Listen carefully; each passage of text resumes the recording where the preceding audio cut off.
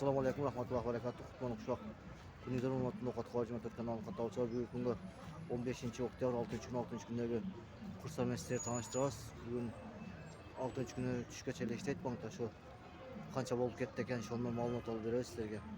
Bizden alırsanızlar like basıp koyunuzlar. Nokat Kıvacımatır kanalı daima sizlerin hizmetinizlerden. Komentar yazdı, like basıp koysanızlar kolu öğretine cevap bulat. Doğanlar biz birinci hazır Bakay geldik. Bakay bankta 83 son dolar, 83 son euro, 1 son 30 tin ruble eken. Bakay bankta şunda eken. Az başka banklarda ko'rasiz qancha eken bilasiz.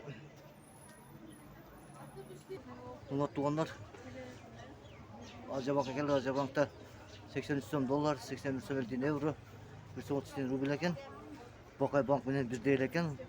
Kısarası başka yerden ko'rasiz. Hurmatli tuğanlar, Doskredit Bank'a geldik. Doskredit Bankta 82 son 70 tin dolar, 81 son euro, 1 son 29 tin eken bu yerde. Bu savardan varken Hurmatli tuğanlar, Doskredit Bank'ta az başka banklarda ko'rasiz.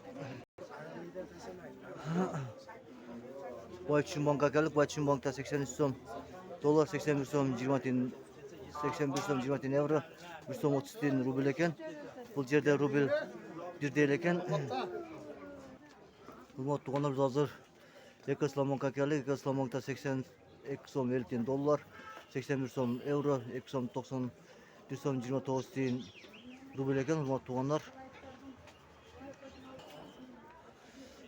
Finka Bank'a geldik. Finka Bank'ta 83 son dolar, 81 son 10 tin euro, 1 son 30 tin ruble eken. Bu yerde de ruble bir de nokta eken. Hurmatli tuğanlar. Hurmatli tuğanlar, şunu bugünkü Nokat Kıvacımatır kanalı sizden hoşlaşat ettiğin ki demoşunuzlar жақсы өтсін demekçimin. Barınızlarga Nokat Kıvacımatır kanalı hizmetinizlerde. Ертең Құдай қаласа көрüşкенше tinch болыңыздар, аман болыңыздар. Nokat Kıvacımatır kanalı barınızlarga Nokat şаарынан салам айтабыз. Аман болыңыздар, tinch болыңыздар. Көрüşкенше сак саламат болыңыздар. Assalamu alaikum rahmatullahi ve berekatuhu.